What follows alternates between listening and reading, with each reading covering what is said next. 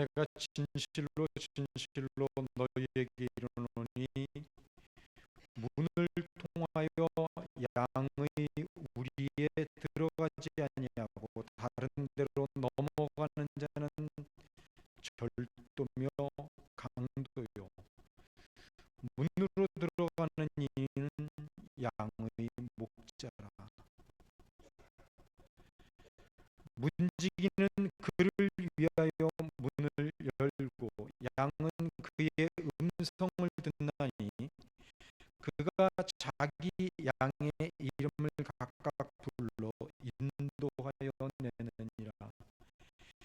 자기 양을 다 내놓은 후에 앞서가면 양들이 그의 음성을 아는 고로 따라오되 타인의 음성은 알지 못하는 고로 타인을 따르지 아니하고 도리어 도망하느니라. 예수께서 이 비유로 그들에게 말씀하셨으나 그들은 그가 하신 말씀이 무엇인지 알지 못하니라. 그러므로 예수께서 다시 이르시되 내가 진실로 진실로 너희에게 말하노니 나는 양의 문이라. 나보다 먼저 온 자는 다 절도요 강도니 양들이 듣지 아니하였느니라. 내가 문이니 누구든지 나로 말미암아 들어가면 구원을 받고 또는 들어가며 나오며 꼴을 얻으리라. 도둑이 오는 것은 도둑질하고 죽이고 멸망시키려는 것뿐이요 내가 온 것은 양으로 생명을 얻게 하고 더 풍성히 얻게 하려는 것이라. 아멘.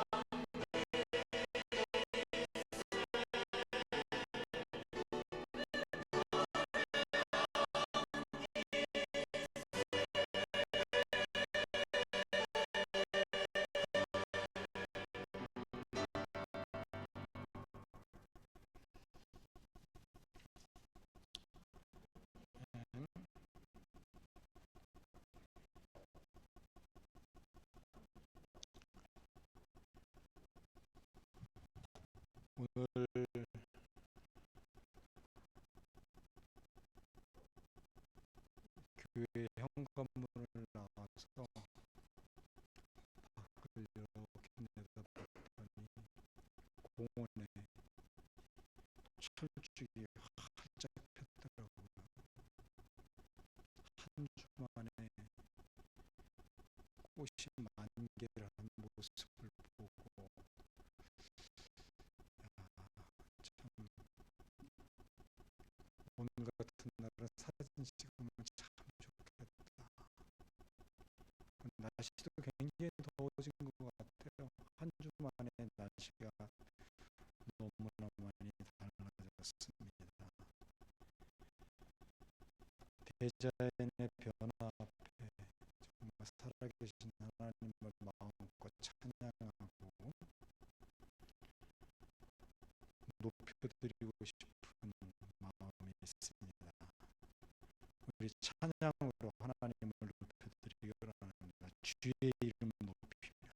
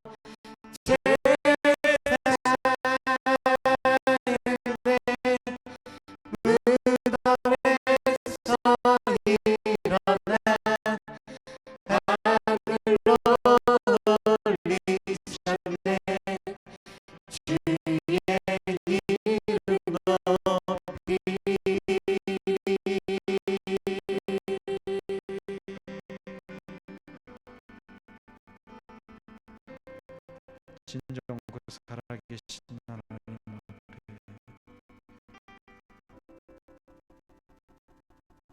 온전한 영광과 찬송과 경배를 올려드리기 원합니다.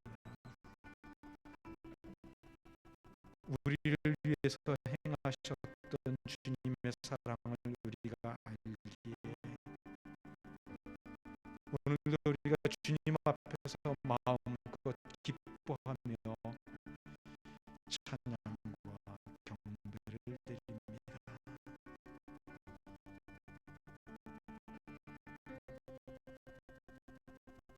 주님을 향한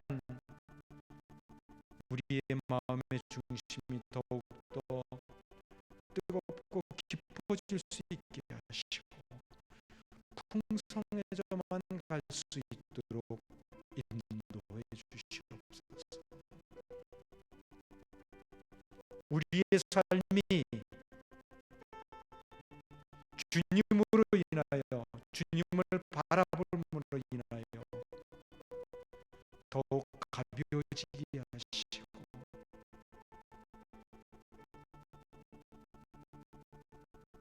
더욱더 아름다운 모습으로 하나님의 기쁨이 되어지는 복된 삶의 걸음이 되어지도록 인도해 주시옵소서. 이제 이 시간 우리가 하나님의 말씀 앞에 우리의 마음을 열고자 합니다. 우리에게 도전이 되고 도움이 되어지는, 적용되어질 수 있는 말씀만이 가슴에 새겨질 수 있도록 성령 하나님께서 역사하시고 주관해 주시옵소서. 예수님의 이름으로 기도드렸습니다. 아멘.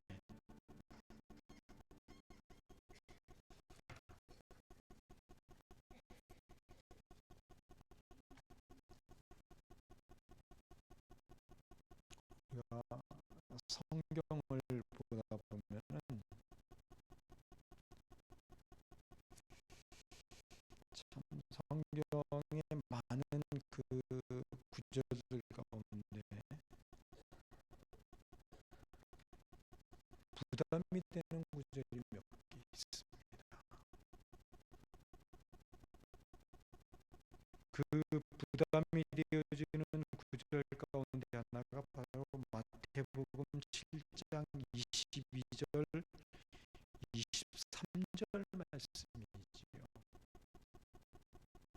이 말씀은 우리가 몇 년 동안에 여러 번 살펴봤기 때문에 잘 아시는 말씀일 것입니다. 그날에 많은 사람이 나더러 이르되 주여 주여 우리가 주의 선지자 노릇하며 주의 이름으로 귀신을 쫓아내며 주의 이름으로 많은 권능을 행하지 아니하였나이까 하리니 그때 내가 그들에게 밝히 말하되 내가 너희를 도무지 알지 못하니 불법을 행하는 자들아 내게서 떠나가라 하니라. 내가 목사 노릇하고 귀신을 쫓아내는 능력을 행하고 병을 고치고 하늘에 놀라운 권능들을 행했음에도 불구하고 마지막 날에 예수님은 너를 도무지 모르겠다고 말씀하시는 장면입니다. 이 말씀을 통해서 우리는 교회 공동체 안에서 같이 신앙생활을 했던 사람들 가운데 가짜 신앙인들이 있다는 사실을 알 수 있습니다. 그리고 그 가짜들에게서 나타나는 능력이 얼마나 대단한지 정말 예수 믿는 사람들 중에서도 놀라운 은사를 받은 사람에게서나 볼 수 있는 능력들이 나타나는 것처럼 보인다는 것입니다. 위 마태복음의 말씀은 분명히 우리 믿는 사람들 중에 일부 어떤 사람들을 가리켜서 하신 말씀입니다. 믿지 않는 사람들을 향해서 하신 말씀이 아니라는 겁니다. 이 말씀은.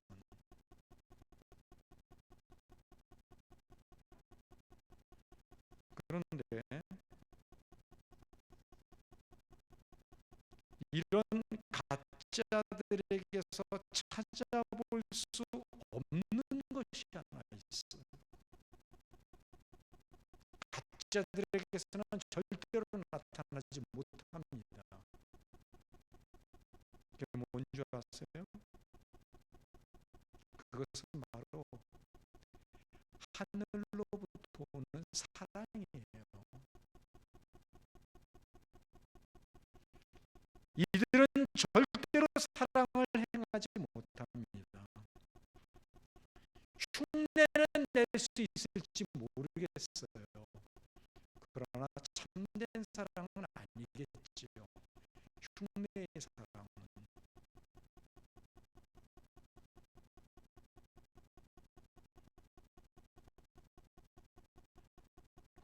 사랑이라는 단어는요, 진짜 참된 믿음을 가지고 살아가는 사람들에게서만 볼 수 있는 특성입니다. 제가 여러분들에게 말씀드리고 있는 것 가운데 하나는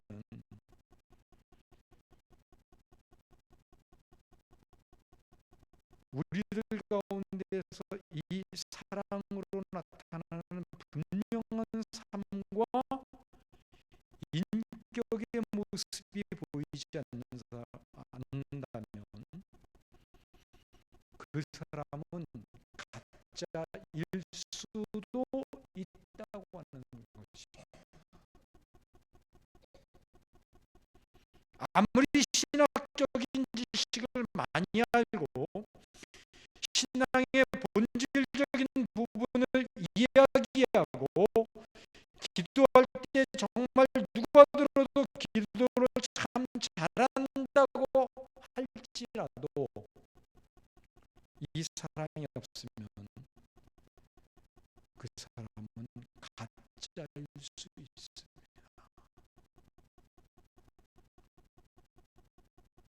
지금 예수님께서 본문에서 도적이요 절도라고 외치는 바리새인 무리들과 위에서 지금 이야기하고 있는 마태복음 7장에서 말씀드린 사람들과 비교해 볼 때 다른 모습이 있습니까? 바리새인들은요, 누구보다 신학적인 지식에 정통했던 사람들입니다. 기도도 정말 잘했던 사람들이에요.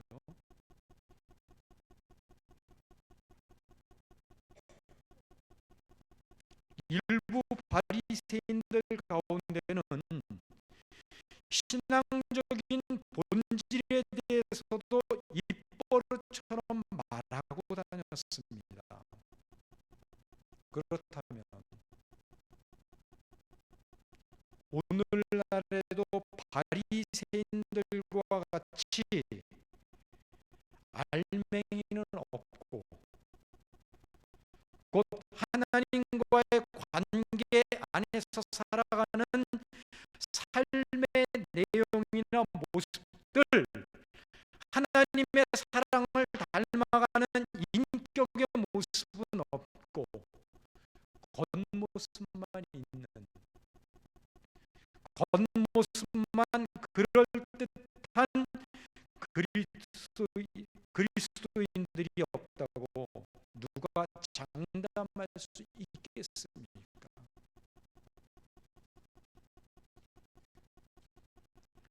양의 되신 예수님께서는 우리를 세상 가운데서 풍성한 꼴과 맑은 시냇물을 마시며 자라가게 하시기 위해서 우리를 부르셨습니다. 그래서 예수님 자신을 양의 문이라고 말씀하신 배경 뒤에는 자신이 유일하신 구원자일 뿐만 아니라 이 구원은 오직 하나님의 은혜에 의해서 주어진 것이라고 했지요. 그렇다면 예수님이 우리를 부르셨다고 말씀하고 계시는데 그 부르셨다, 부르심의 의미가 무엇일까요? 부르심.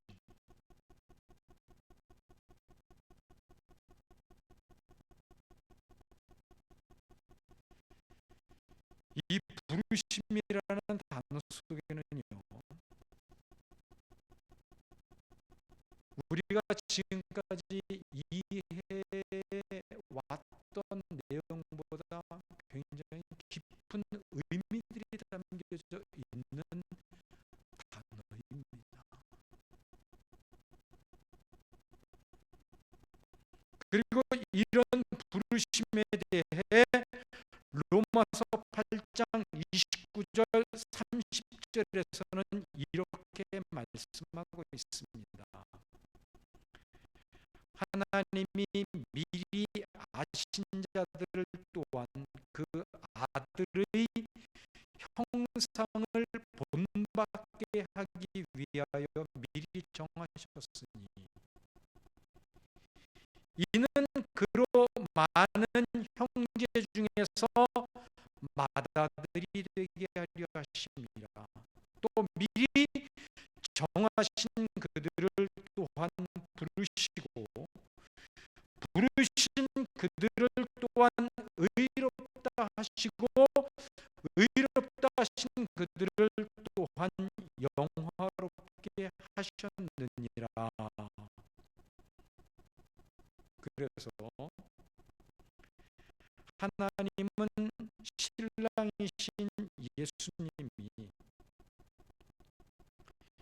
신부인 교회를 부를 때의 모형으로 최초의 인간인 아담과 하와를 창조하시고 이들을 통해서 그 사실을 미리 보여주셨던 것입니다. 창세기 2장을 보면은 최초의 사람인 아담이 하와를 보자마자 그를 부르는 사건이 나오죠. 이 부분을 오늘 본문과 함께 로마서 8장 30절 말씀과 연결시켜서 생각해 볼 수 있게 될 것입니다. 먼저 창세기 2장 19절 말씀을 보면은 여호와 하나님이 흙으로 각종 들짐승과 공중의 각종 새를 지으시고 아담이 무엇이라고 부르나 보시려고 그것을 그에게로 이끌어 가시니 아담이 각 생물을 부르는 것이 곧 그 이름이 되었더라 라고 기록하고 있고 23절 말씀을 보면 아담이 이르되 이는 내 뼈 중에 뼈요 살 중에 살이라 이것을 남자에게서 취하였은즉 여자라 부르리라 하니라 라는 말씀이 기록되어져 있습니다. 이는 아담이 여자가 자신에게서부터 나왔다는 사실을 알았다는 것을 말하는 것입니다. 자신으로부터, 자신의 몸의 일부에서부터 이 여자가 탄생되어졌구나라는 사실을 알았다는 거예요. 따라서 아담은 여자라는 존재의 전반적인 모든 것을 이미 알고 있었다는 말이 되는 것입니다. 그래서 아담은 여자라는 이름을 자신에게서부터 나왔다는 의미로 히브리 말로 유샤라는 단어를 씁니다. 그렇게 이름을 붙여줘요. 히브리어로 그건 여자라는 뜻입니다. 아담은 히브리어로 이쉬입니다. 아담은 자신에게서부터 자신의 몸에 있는 일부로 인하여 여자가 탄생되어졌다는 의미 속에서 유시라는 단어에다 점을 하나 딱 찍어가지고 유샤라는 단어로 그렇게 여자를 불렀던 것입니다. 그 이름은, 여자라고 하는 이름을 불렀다는 것 자체가 여자에 대해서 모든 것을 아담이 알았다는 것을 의미하는 거예요. 이렇게 신랑인 아담이 신부인 하와를 부르는 장면은 나중에 신약에서 자신의 피와 살로 만들어내신 영원한 신부인 교회, 우리 성도들을 부르시는 것을 미리 예표하고 있었던 것이라고 할 수 있는 겁니다. 왜냐하면 우리가 조금 전에 봤던 로마서 8장 30절에 그랬잖아요. 미리 아신 자들을 불러냈다 그랬잖아요. 미리 알고 계신 자들. 우리가 어떤 존재라는 것을 이미 아시고 우리를 불러내셨다는 겁니다. 그러니까 같은 의미인 거예요. 그게 아담이 하와에게 이름을 붙여준 것과 하나님이 우리를 불러서 하나님의 자녀로 삼아주신 것,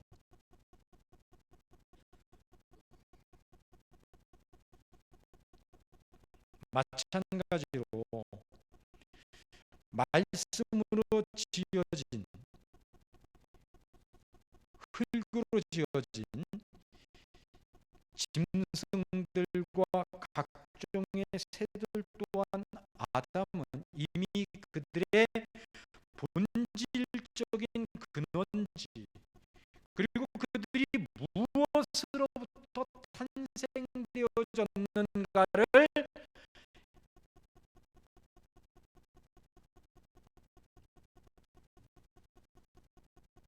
그들의 모습을 보기만 하면 그 본질적으로 알고 있었기 때문에 그들의 모습을 보기만 하면 이름을 붙여주는 그 모습을 우리 성경이 창세기에서 기록하고 있는 것입니다.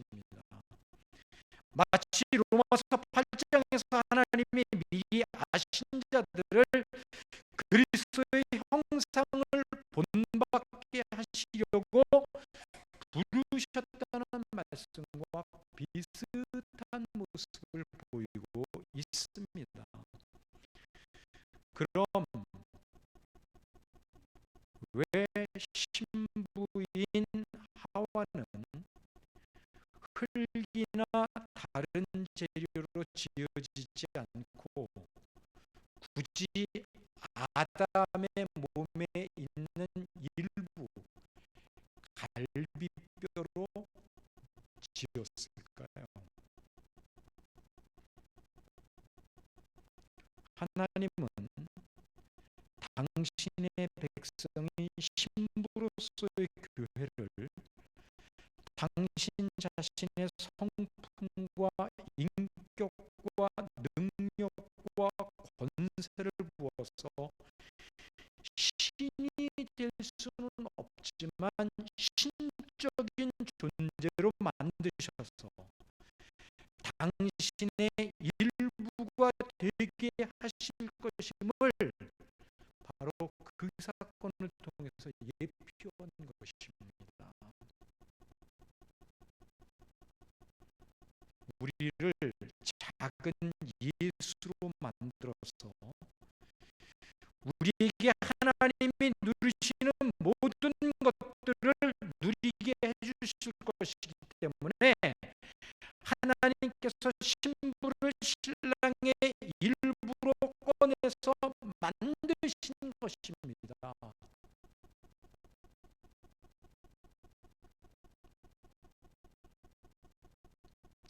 하와를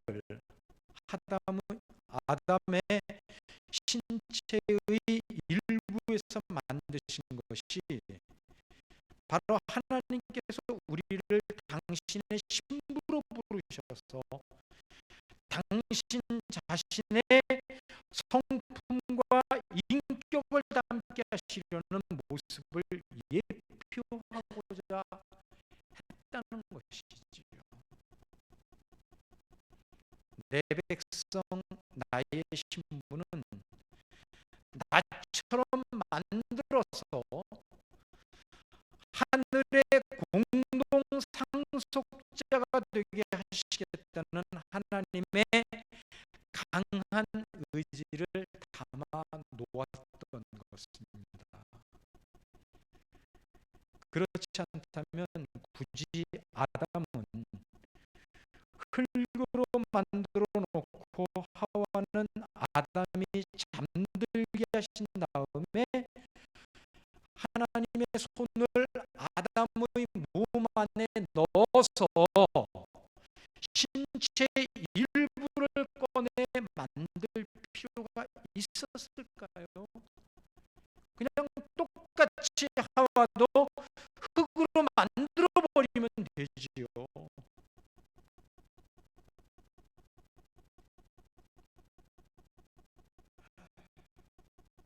따라서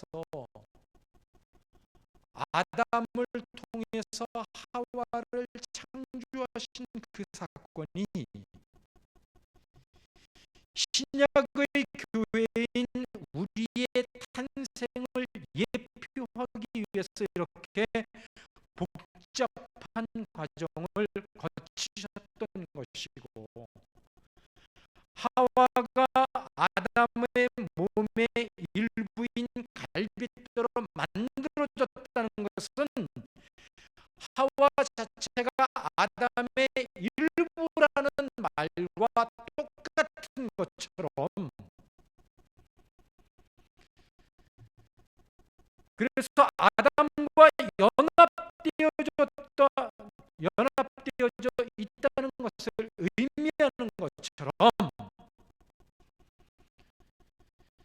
예수님이 굳이 자신의 살을 먹으라 피를 마시라고 하심으로 우리가 예수님의 살을 먹고 피를 마심으로 그분의 일부가 되었던 것과 같은 원리를 가지고 있는 것입니다.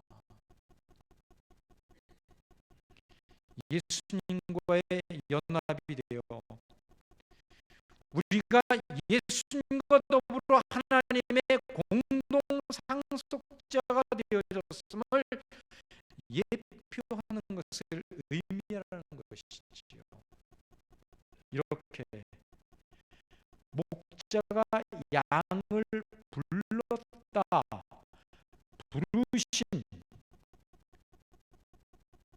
그 의미는 굉장히 이렇게 깊은 의미들이 담겨져 있는 거고,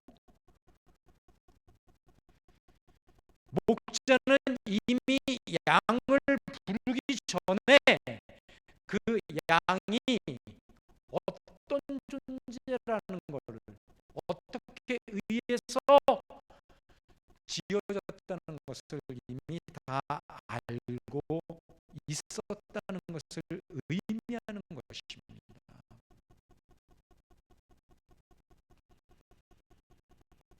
그리고 이는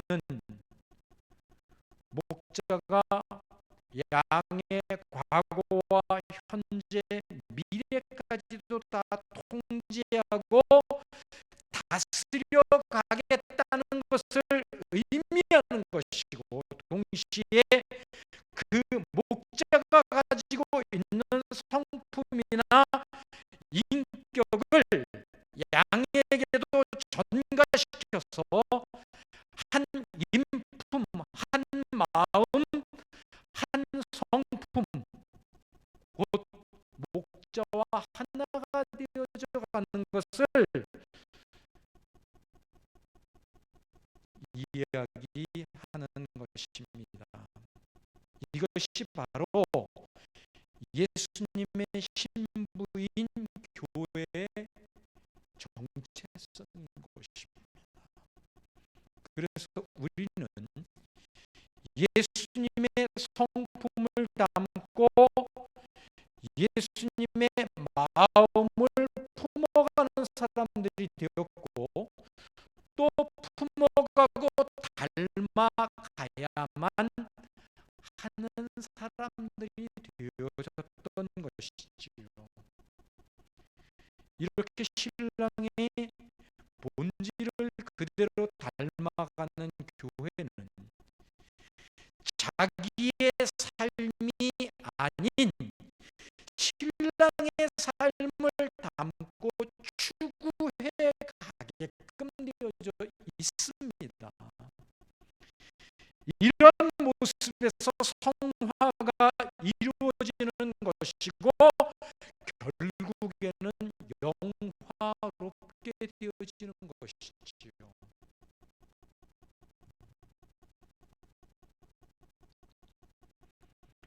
그런 성도들을 향해 성경은 부르심을 입은 자들이라고 말하고, 예수님은 양의 문을 통하여 양들을 우리에서 불러냈다고 말하는 것입니다.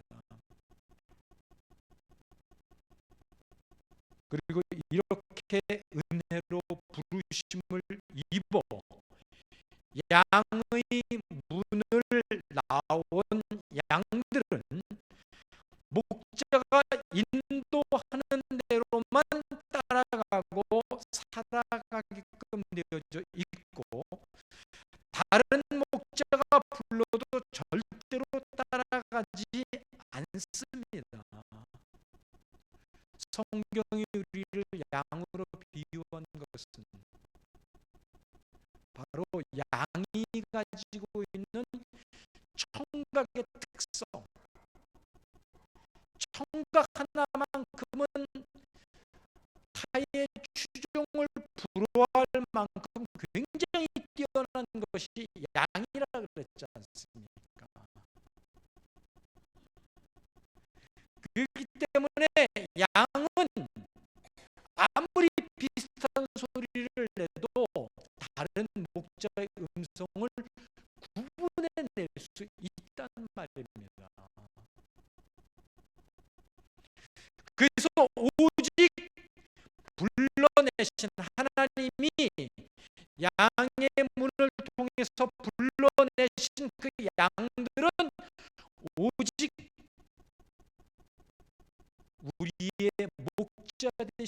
예수님의 인도대로 따라갈 수밖에 없는, 따라가는 그런 존재라는 것을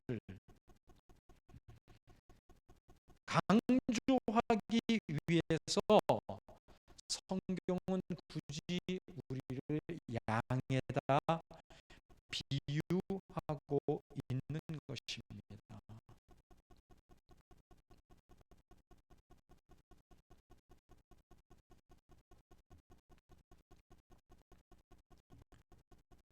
그런데 문제는 이 땅에 우리 교회의 공동체 안에 이렇게 부르심에 순종하여 살아가고 있는 성도들이 있는가 하면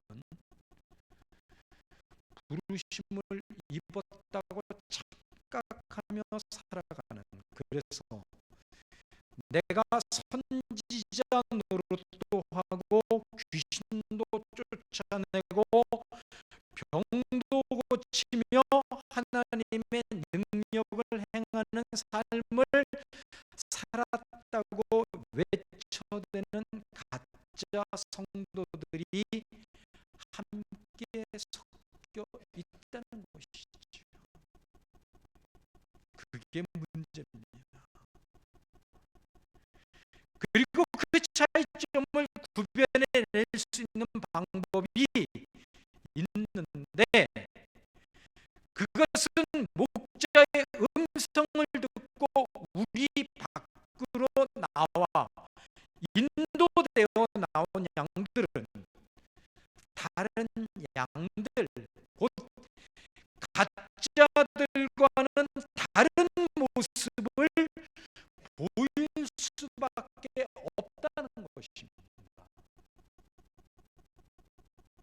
보이고자 노력하는 게 아니라 보여질 수밖에 없다는 거예요. 진짜들은 무엇보다도 자신을 부르신 양들은 목자이신 하나님을 사랑하며 살아갑니다. 로마서 8장 28절 말씀을 보겠습니다. 우리가 알거니와 하나님을 사랑하는 자, 곧 그의 뜻대로 부르심을 입은 자들에게는 모든 것이 합력하여 선을 이루느니라. 우리가 암송하면서 잘 아는 말씀이죠. 자, 여기 보면 하나님을 사랑하는 자와 하나님의 뜻대로 부르심을 입은 자는 동격입니다. 동등한 위치에 있어요.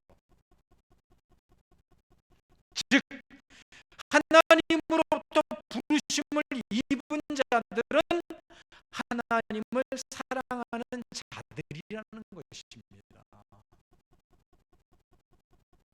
참된 양들은 자기를 부르신 목자를 알아보고 사랑한다는 것입니다. 그럼 여러분은 어떠세요? 여러분들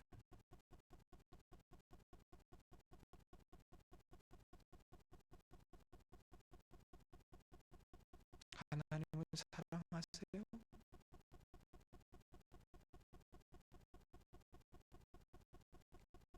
대답들이 없어요. 하나님 사랑하세요?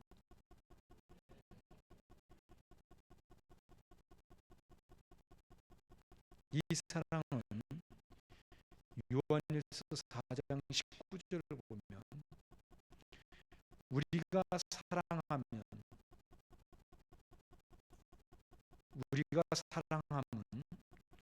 그가 먼저 우리를 사랑하셨습니다라고 말씀합니다. 이 사랑을 아는 사람들은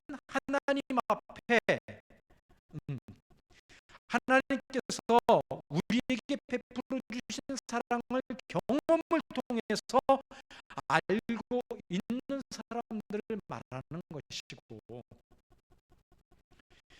이 사랑을 아는 사람들은 하나님 앞에 납작 엎드릴 뿐만 아니라 자신의 모든 것들을 하나님 앞에 다 내려놓고 그분이 원하는 대로의 순종의 삶을 살아간다는 것입니다.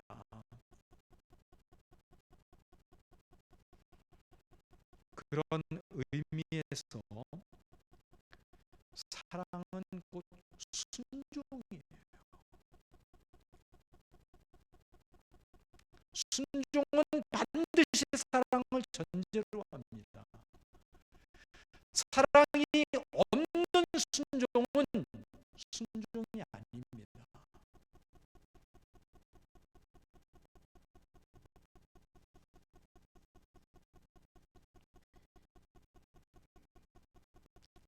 하나님의 사랑을 알게 되면 그 사람의 마음이 가만히 있을 수 없어요. 자신을 향한 하나님을 위해 자신의 모든 것들을 내어놓고 드려도 전혀 아깝지 않고 뜨거운 마음으로 하나님 앞에 순종하는 삶을 살아가게 되더라는 것입니다. 내가 살아가려고 노력하는 게 아니라 그렇게 살아가지더라는 거예요.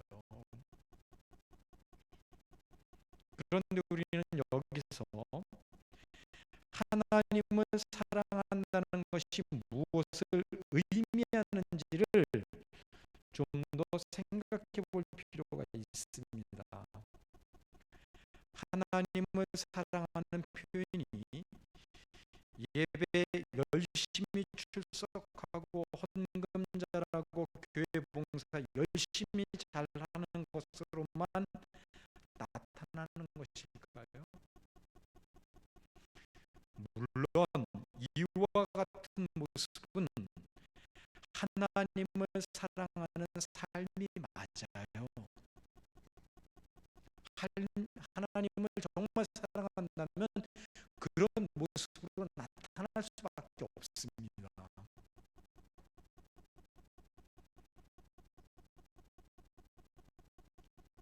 그런데 구약 시대의 이스라엘 백성들도 하나님 앞에서 이런 종교적인 행위를 열심히 정말 잘했어요. 그리고 그들은 우상도 섬겼습니다.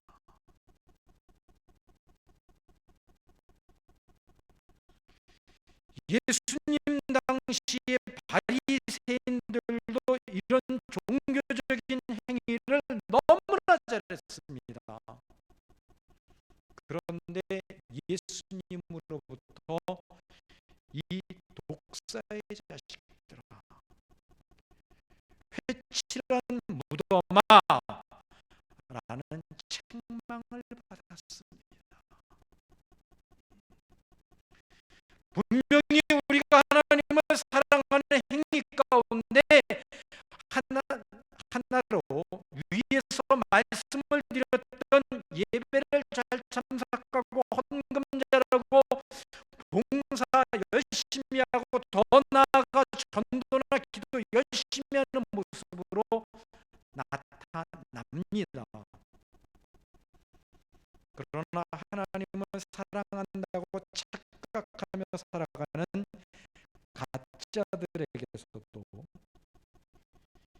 이렇게 겉으로 드러난 종교적인 행위들이 얼마든지 열심히 있는 모습으로 나타날 수 있다는 것입니다. 그래서 우리는 자신의 신앙 양심에게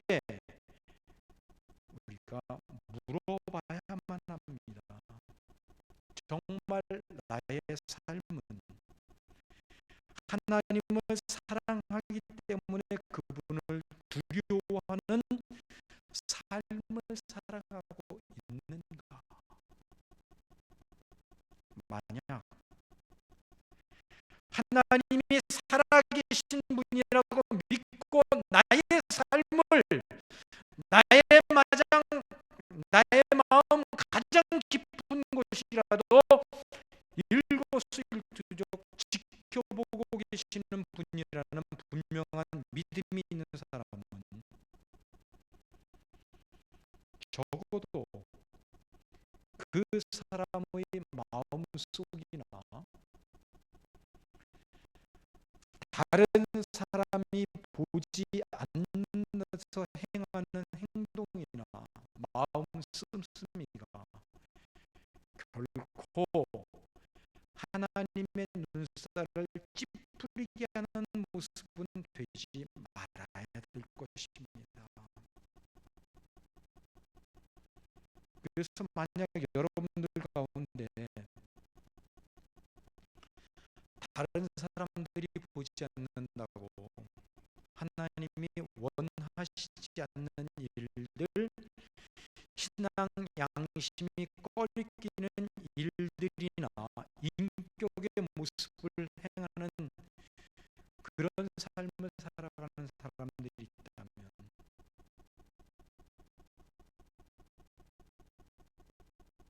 정말 나는 가짜가 아닌지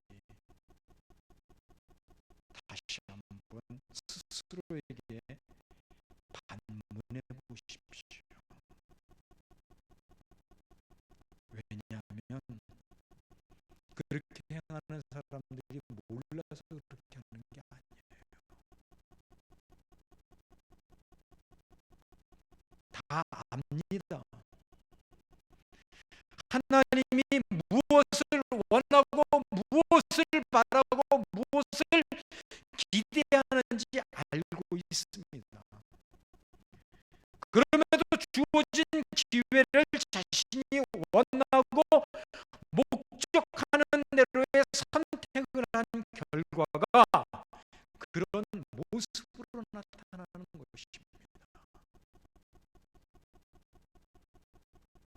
여기에 그 사람 자신의 책임도 함께 뒤따르게 될 것입니다. 우리에게 주어진 기회의 선택에 대해서는 자신의 책임이 뒤따른다는 거지요.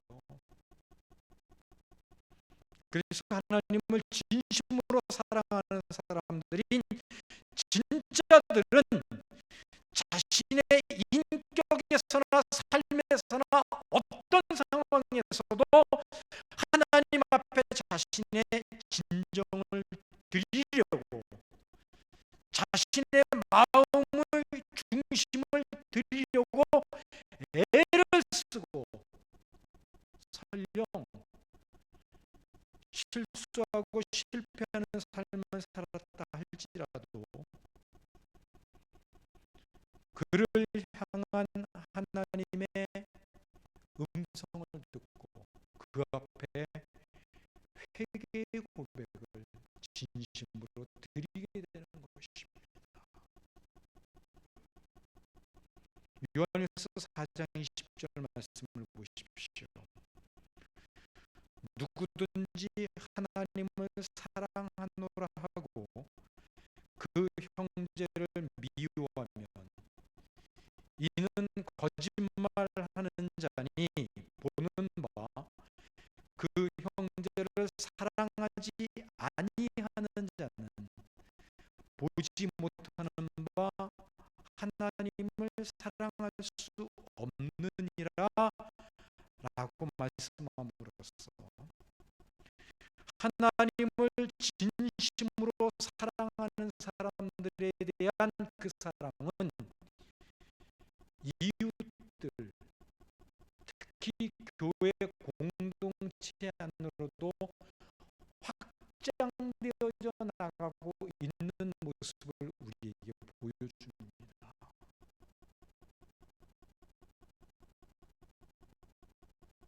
그런데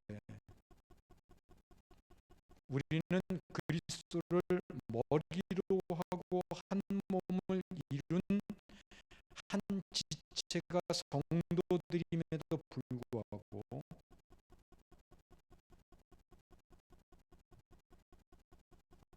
우리가 사람들과의 관계를 맺어갈 때에 가장 많이 영향력을 미치고 그 관계가 좋고 나쁘고를 결정하는 중요한 부분이 뭔지 아세요? 그 사람에 대한 개인 감정, 개인 그 감정 여하에 따라서 서로를 평가하고 대우하는 경우들이 정말 많습니다. 자신의 마음을 상하게 하고 기분 나쁘게 하는 사람을 용서하지 못하고 끌어안아주지도 못하고 품어주지 못하고 끝까지 미워하는 것이 참 많이 있지 않습니까?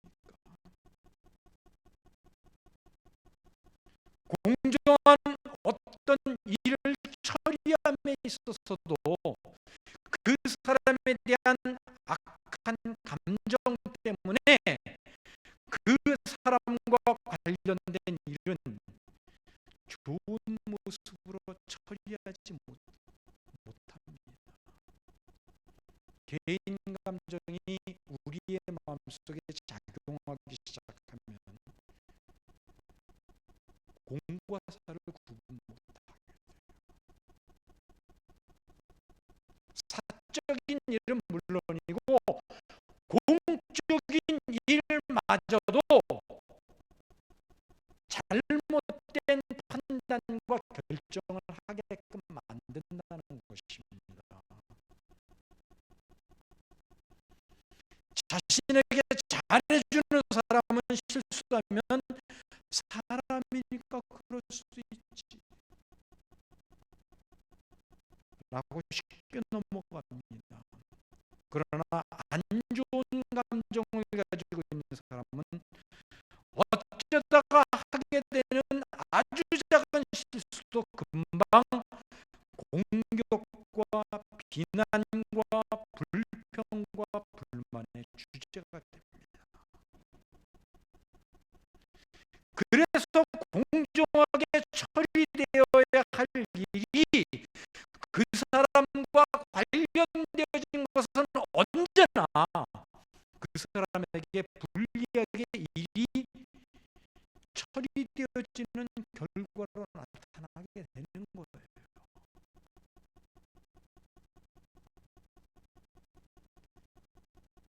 이렇게 하는 것이 사랑일까요?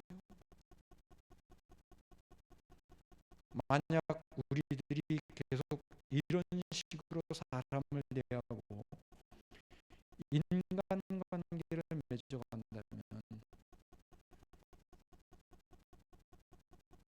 그런 성도님들은 자신 스스로가 하나님 앞에서 나는 가짜입니다를 스스로 시인하는 결과와 똑같은 것이라는 사실을 잊지 마십시오.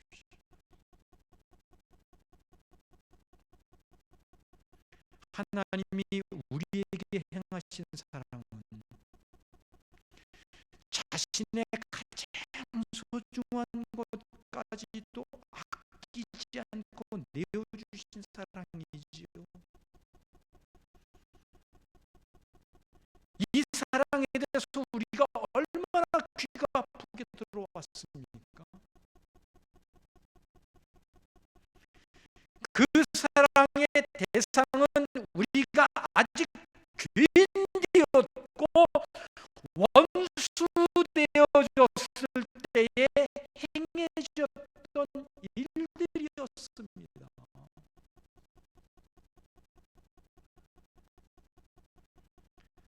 하나님이 우리처럼 악감정을 가지고 우리를 대하셨다면 과연 오늘 이 자리에 앉아 있을 수 있는 사람이 누가 있습니까?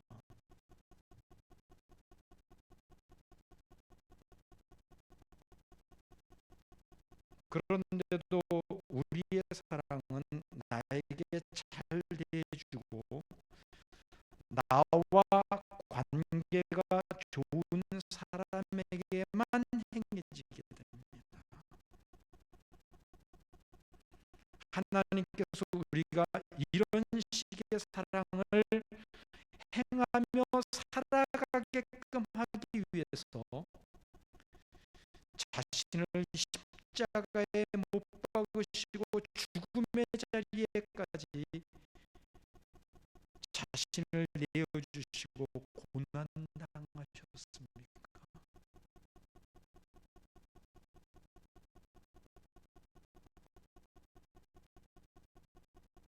하나님이 우리를 부르신 것은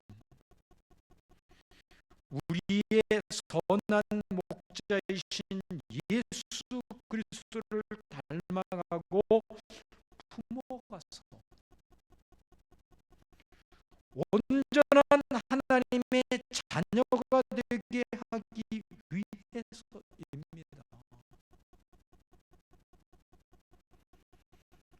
그 예수님의 성품과 마음의 중요한 부분이 바로 사랑이지 않습니까?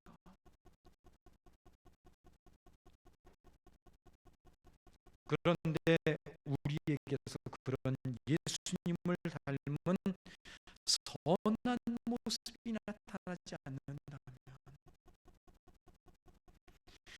예수님의 마음을 닮아가고 품는 모습이 나타나지 않는다면 예수님께서 행하시고 보여주신 사랑이 우리의 삶과 인격 속에 녹아들어서 나타나는 모습이 아닌 그런 모습을 볼 수 없다면 예수님께서 책망하신 바리새인들과 오늘 우리들과 무엇이 다릅니까?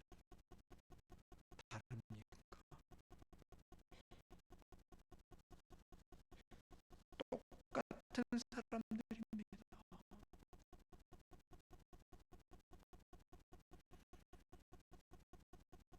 결국 세상 끝날에 가서 내가 하나님을 위해 헌금도 하고 예배도 열심히 참석하고 얼마나 전도도 열심히 하고 기도를 뜨겁게 했는지 모른다고 역설할지라도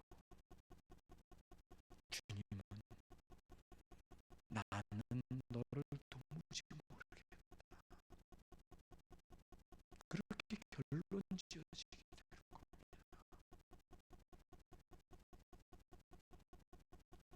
우리는 관계를 맺으며 관계 안에서 살아가는 사람들입니다. 특히 하나님과의 관계는 하나님을 경험하는 것에 대한 반응으로 나타나게 됩니다. 그래서 우리에게 일어나는 일상의 모든 일들, 특히 사람들과의 관계에서 서로를 품어가게 되고 서로에 대해 나타나게 되는 우리의 반응은 우연히 되어지는 게 아닙니다. 우리를 향한 하나님의 특별한 목적이 있는 것이고 계획 속에서 이루어지는 일들입니다. 우리가 이 사실을 놓치고 보지 못하게 된다면 결국 우리는 하나님을 사랑하고 그 사랑의 힘으로 우리의 사람들을 품어갈 수 없게 될 것입니다.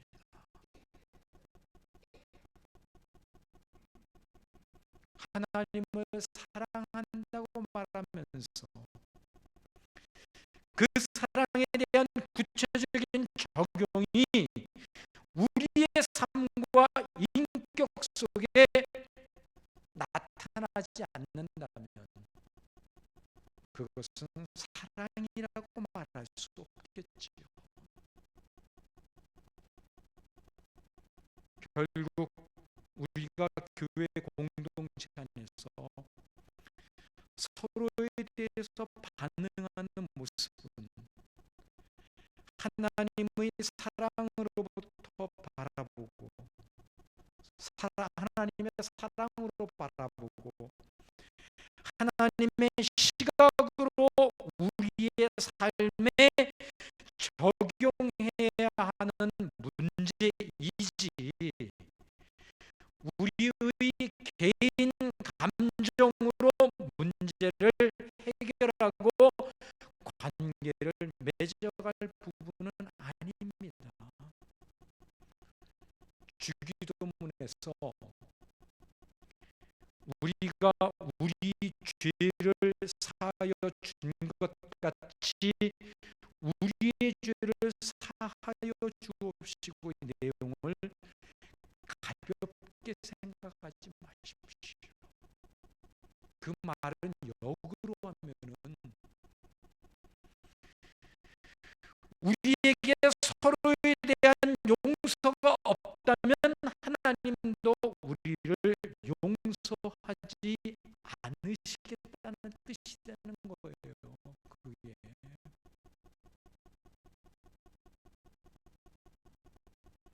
하나님이 우리를 부르셨다는 말씀은 이렇게 하나님으로부터 시작된 사랑을 전제로 하는 것입니다. 그 사랑 때문에 우리가 부르심을 입은 겁니다. 그렇다면 이제 우리는 그 사랑으로 인한 삶을 살아가야 되는 게 맞겠지요. 그 사랑은 하나님의 눈살을 찌푸리게 하지 않는 우리의 성품과 삶을 포함하고 있습니다. 하나님 앞에서 정말 양심적이고 가책이 되지 않는 삶을 말하는 것입니다. 그리고 그 삶에는 우리가 마음에 생각하고 품는 모든 것들이 포함되어집니다. 그리고 마침내 그 사랑은 우리의 한 몸을 이룬 공동체를 향하고 있다는 것입니다. 그래서 어떤 사람도 하나님께서 나의 성숙과 연단과 훈련과 온전하고 장성한 분량에 도달하여 영화롭게 되어지는 일을 위해 불가분하게 필요한 일이고 필요한 사람들로 받아들일 수 있는 하나님의 마음, 하나님의 시각을 우리는 가져야만 되는 것입니다. 이것이 오늘 우리의 도전이요 눈물로 기도하는 제목이 되어야 됩니다. 다윗의 성숙을 위해서 사울이 필요했다면 오늘 우리 주변에서 우리의 성숙을 위해서 필요하지 않은 사람은 누가 있겠습니까? 하나님이 우리를 부르셨다는 것은 반드시 그 책임이 뒤따릅니다. 그 책임은 반드시 사랑이 존재되어져야만 합니다. 사랑이 존재되지 않은 책임은 책망받을 수밖에 없고, 책망 속에서 고쳐지지 않는다면 나는 너를 도무지 모르겠다는 소리를 듣는 결과로 끝나게 될 것입니다. 하나님의 사랑에 대해 어떻게 반응할 것인가를 고민하십시오. 그 사랑을 어떻게 나의 삶과 인격에 적용해 갈 것인가를 고민하십시오. 그래서 우리 모두의 삶이 진짜 하나님의 사랑에 의한, 하나님의 사랑으로 말미암는 한 몸이요 지체로서 서로를 진심으로